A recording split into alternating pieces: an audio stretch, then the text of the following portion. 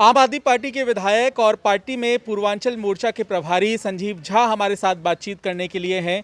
संजीव जी, जो नया आदेश आया है दिल्ली डिजास्टर मैनेजमेंट अथॉरिटी की तरफ से, उसमें छठ पूजा को आयोजित करने की अनुमति तो मिल गई है, लेकिन यमुना किनारे नहीं। और काफ़ी दिनों से राजनीतिक बवाल चल रहा था और एक बार फिर से आमने सामने है आम आदमी पार्टी और भारतीय जनता पार्टी। ऐसे में क्या आगे की रणनीति है, क्या आपकी मांगे हैं उपराज्यपाल से? देखिए, मुझे लगता है कि भाजपा शुरू से ही इस पे गंदी राजनीति कर रही है। आपको याद होगा जब पहली बार डीडीएमए का आदेश आया था कि दिल्ली में कोरोना को देखते हुए छठ पूजा नहीं मनाया जाएगा, तो एक भी भाजपा के प्रतिनिधि उनके अपने सेवक एलजी के पास नहीं गए, जो डीडीएमए के अध्यक्ष हैं, कि दिल्ली में छठ पूजा कराया जाए। उन्होंने गंदी राजनीति करी, उन्होंने विरोध प्रदर्शन किया सीएम साहब के खिलाफ वगैरह वगैरह।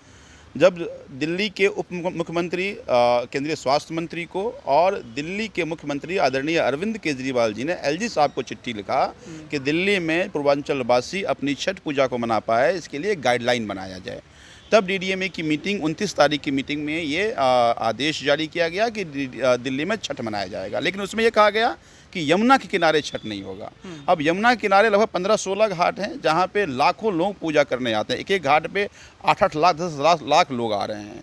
और ये प्ली दिया गया, चूँकि एनजीटी कहती है कि यमुना के किनारे कोई इमर्जन नहीं होगा, तो एनजीटी का कोई आइडल इमर्जन नहीं होगा जिससे पॉल्यूशन होता है। छठ पूजा में नदियों की साफ़ सफाई होती है, घाटों की साफ़ सफाई होती है, तो इसीलिए मैं कहता हूँ कि यमुना किनारे छठ मनाया जाए। क्योंकि अगर मान लीजिए आप पूजा नहीं करें, ये लाखों लोग छोटे छोटे घाट पर अगर शिफ्ट होंगे, तो वहाँ आप एक तरफ कोरोना गाइडलाइन की बात कर रहे हैं, कैसे गाइडलाइन करेंगे और कैसे वीडियो कंट्रोल करेंगे, मुश्किल हो जाएगा। ये बताइए कि दिल्ली में यमुना किनारे कितने घाट हैं, और इसके अलावा जो पार्कों में या कॉलोनियों में घाट बनाए जाते हैं छोटे छोटे अस्थायी तौर पे, उनकी संख्या कितनी है? लगभग 16-17 घाट जो हैं वो यमुना के किनारे हैं, जहाँ पे लाखों लोग आते हैं पूजा करने के लिए।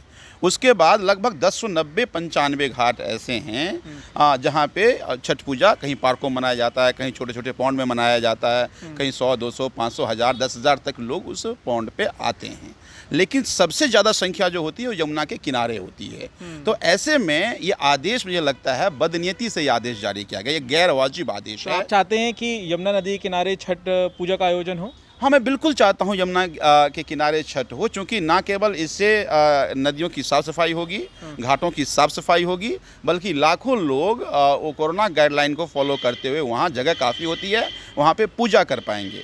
अब ऐसे में मैं एलजी साहब को मैंने एक चिट्ठी लिखा है, मैंने उनको कहा है कि आपको छठ पूजा की महिमा नहीं पता, छठ पूजा कैसे मनाया जाता है उसके बारे में जानकारी नहीं है आपको। तो मैं आपको विस्तार से बताता हूँ कि इससे किसी तरह का प्रदूषण नहीं होता, कोई किसी तरह का विसर्जन नहीं होता, उल्टा साफ सफाई होती है, तो पर्यावरण का संरक्षण होता है। इसीलिए इमीडिएटली अपने आदेश को रद्द कीजिए और इस आदेश को जारी कीजिए ताकि पूजा हो पाए। लेकिन साफ़ सफाई तो 365 दिन होनी चाहिए ना।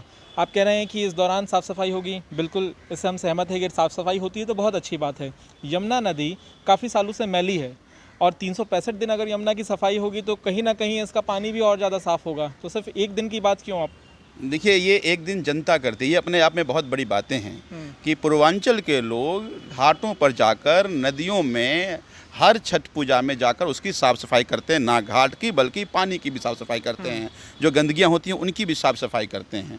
मैं आपकी बात से सहमत हूँ और ये एक अलग डिबेट का विषय है, इस पर हम बातें करेंगे। लेकिन आज के 10 दिन बाद हमारा छठ पूजा होने वाला है, और ऐसे में अगर ये आदेश तुरंत जारी नहीं किया गया तो फिर पूजा होना मुश्किल है, उसकी तैयारी भी करनी पड़ेगी। तो मैं ये मानता हूँ कि इस आदेश को तुरंत रद्द करें, एलजी साहब मिलने का समय दें और आदेश जारी करके पूर्वांचल वासी छठ पूजा मना पाए वो सुनिश्चित करें। तो आपको समय मिल गया? आपने समय मांगा था पत्र लिखकर? हाँ, देखिए, मैंने पत्र लिखा, आज मैंने फ़ोन पे बात की, लेकिन अभी तक समय नहीं मिला है। तभी मैंने कहा कि भाजपा के लोग जो ये गंदी राजनीति कर रहे हैं, मुझे तो समय नहीं मिल रहा है, लेकिन आप एक फ़ोन करेंगे, अगर मनोज तिवारी जी एक फ़ोन करेंगे तो एलजी साहब नंगे पाँव उनको लेने आ जाएंगे। एक फ़ोन पे ये ऑर्डर बदल सकता है, लेकिन वो नहीं करने वाले। भाजपा के लोग गंदी राजनीति कर रहे हैं। क्यों नहीं उठा रहे? हाँ, वही तो कह रहा हूँ कि उनको पता नहीं, अब ये तो एलजी साहब बताएंगे कि हम लोगों से किस बात का खौफ है, उनको किस बात का डर है उनको, या सत्ताधारी पार्टी के विधायक हैं, आपका फ़ोन क्यों नहीं उठा? हाँ, दिल्ली की जनता ने बड़ी मेजॉरिटी से हम लोगों को चुना है कि हम उनकी बातों को उन तमाम जगह पर रखें जहां से उनके लिए काम हो पाए। लेकिन बड़ा दुर्भाग्य है दिल्ली में कि दिल्ली में हमारे अपने उपराज्यपाल जो सरकार के मुखिया हैं, वो अपने विधायक से मिलने से डरते हैं, उनके सवाल से डरते हैं। तो मुझे ये लगता है, अभी मैंने कहा कि चूंकि देखिए वो जनता की नौकरी नहीं कर रहे, वो भाजपा के लोगों की नौकरी कर रहे हैं। अभी भाजपा के पार्षद फोन करेगा, वो नंगे पाँव मिलने के लिए आ जाएंगे वो। तभी मैंने कहा कि भाजपा के लोग राजनीति करना बंद करें और अपने एलजी को कहें कि आदेश को रद्द करें और नया आदेश निर्गत करें, ताकि यमुना किनारे छठ पूजा हो पाए। लेकिन आप इधर भाजपा पर हमला कर रहे हैं, तो वहीं भाजपा के आरोप हैं आप पर, वो भी सवाल खड़े कर रही हैं, कह रही कि आम आदमी पार्टी हिंदू विरोधी है। इस आरोप को किस तरह से देख रहे हैं? देखिए, मैं वही कह रहा हूँ। अच्छा, मैं मान लिया भाजपा का आरोप कि अरविंद केजरीवाल हिंदू विरोधी है, अरविंद केजरीवाल आम आदमी पार्टी जो है वो हिंदू विरोधी। आप बहुत बड़े पुरोधा हैं, तो आप बहुत बड़े पुरोधा होते अगर, तो एलजी साहब इस डीडीएमए के अध्यक्ष हैं, जो आपके सबसे वफादार नौकर हैं, जो मुखिया हैं। क्यों नहीं आप अपने मुखिया से कहते हैं कि आप आदेश निर्गत कीजिए ताकि पूजा करा पाएँ? इसका मतलब साफ है कि कौन विरोधी है, कौन समर्थक है, पूर्वांचलवासी बेहतर जानते हैं। ये मानता हूँ कि अब आगे एमसीडी का चुनाव है, तो एक राजनीतिक जमीन खोजने की कोशिश कर रहे हैं, लेकिन पूर्वांचलवासी मूर्ख नहीं हैं। लेकिन आपको भी तो उसी राजनीति की चिंता है ना? नहीं, हमें पूजा की चिंता है। देखिए, हर साल जब हम लोग दिल्ली में पहली बार सरकार हमारी बनी, तो केवल 68 जगह पे दिल्ली सरकार पूजा कराती थी। आज 1108-10 जगहों पे पूजा हो रही है।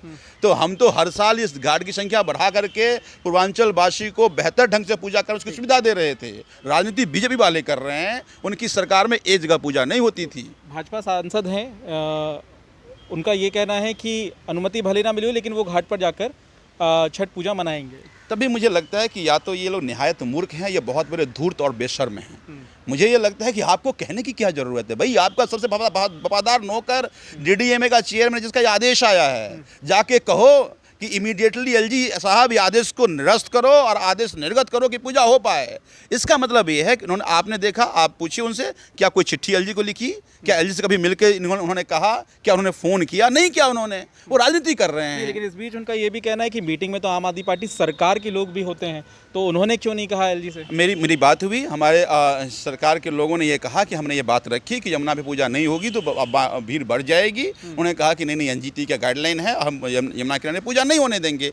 तो इसका मतलब है कि उनको नहीं पता कि इससे यमुना प्रदूषित नहीं होता। हम टाइम मांग रहे हैं। और मैं भाजपा के नेताओं से कहना चाहता हूँ, सांसद कहना चाहता हूँ कि अगर आपको छठी मैया में आस्था है, तो आप अपने एलजी को कहिए कि इस आदेश को निरस्त करें और नया आदेश निर्गत करें। बहुत बहुत धन्यवाद। तो यहाँ पर तमाम जो आरोप लगा रही है भारतीय जनता पार्टी, उन आरोपों का जवाब देते हुए और मांग कर रहे हैं दिल्ली के उपराज्यपाल से, आम आदमी पार्टी के विधायक, कि डीडीएमए अपने आदेश के बारे में दोबारा विचार करे और साथ ही साथ यमुना नदी के किनारे छठ पूजा का आयोजन करने की अनुमति दे। पंकज जैन, दिल्ली।